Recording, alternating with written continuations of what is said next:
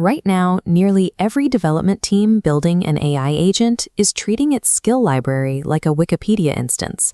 They are building sprawling databases of facts and tools, assuming more information makes the agent smarter.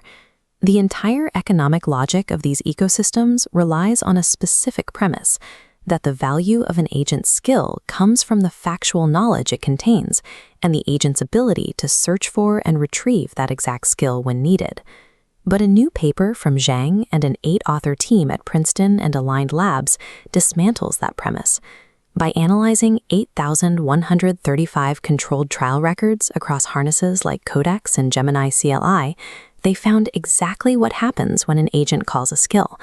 The answer is mechanical, not informational. Skills do not work by teaching the model anything it didn't already know. Instead, they work through a mechanism the authors call procedural anchoring. A skill earns its keep by locking down setup steps, enforcing tool order, and mandating verification checks. It acts like muscle memory, steadying the agent's hands during execution. Crucially, this stabilizing effect survives even when the library gets too large to effectively search, persisting entirely independent of the agent's ability to retrieve the right file. This means that optimizing a skill ecosystem for high-precision retrieval is a complete misallocation of engineering resources. Notice the stark divide in how skills intervene. A massive 65.7% operate purely as procedural anchors, compared to a marginal 4.5% for explicit knowledge injection. Skills almost never supply missing facts. These inference time text packages carry a major deployment advantage. They require zero extra compute, as the entire process runs strictly on the prompt side. We can quantify this procedural discipline using Terminal Bench 2. A baseline short plan yields 47.7% success. Moving up, a cheap test-first template yields 59.2%.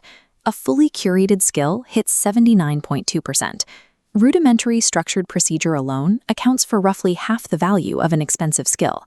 Developers can capture massive performance gains simply by enforcing these cheap procedural templates, bypassing the need to invest in complex, bespoke skill generation. When procedural anchoring is applied, it acts as a filter, specifically eliminating the boring, repetitive failure tail of raw execution. Environment and infrastructure failures plummet from 5.3% in raw execution down to a negligible 0.2% with skills applied. Output format mismatches see a similar drop, falling from 7.4% to just 3.2%.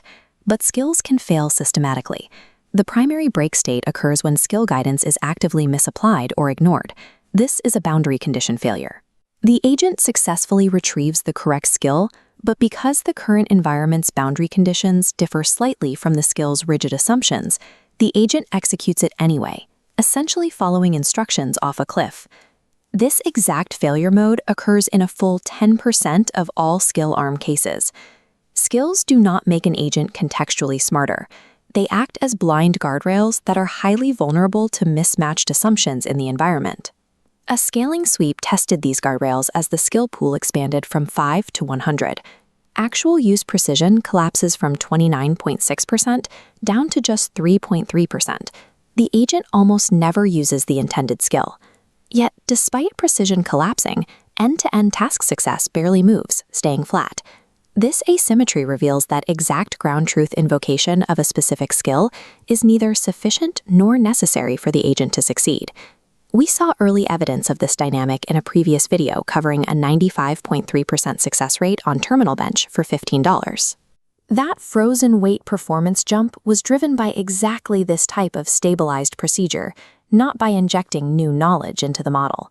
If you want the next one of these the day it lands, subscribe. If retrieval precision has no bearing on actual task success, then any benchmark that scores skill selection accuracy as a proxy for total agent capability is measuring a completely irrelevant metric. The paper contains 3 methodological soft spots. First is the fragile claim that skills outperform workflow memory. While reporting a 6.06-point margin, the confidence interval's lower bound is just 0.76 points, making it statistically precarious. The second soft spot undermines the muscle memory mechanism claim. The entire 12-mode taxonomy outlining that mechanical behavior was built on an open-coded sample covering just 3% of the total trial records. The third fracture is a hardware mismatch. The mechanism experiments were run on GPT 5.3 Codex, but when it came time to test the retrieval collapse, they swapped the model to GPT 5.4.